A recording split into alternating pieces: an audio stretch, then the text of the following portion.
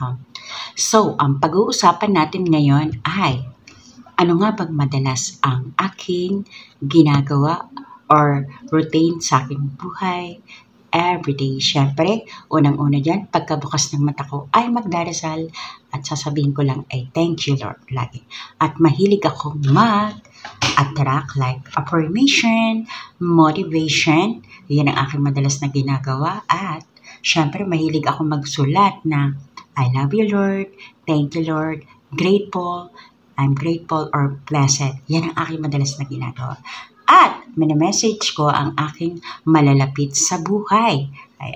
Malalapit sa akin na mga kamag-anak or mga kapatid. Yan ang madalas kong ginagawa. At hindi ako nagsasawang magpasalamat sa Panginoon. At syempre, madalas ko rin message ko dyan ang aking kaibigan na si Ate Maris or si Sheila o iba kong kaibigan like Princess or iba.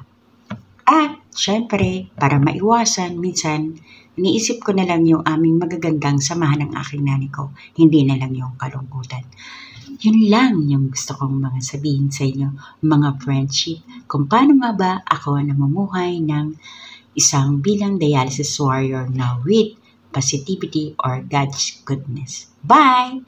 And thank you. Shout out naman dyan kay Tita Julia at kay Ate Flor de Lisa at kay Ate Lucy, kay Ate Florinda, kay Ate Zany, kay Kuya Jerry at kay Salve. Ayan. Thank you. Bye!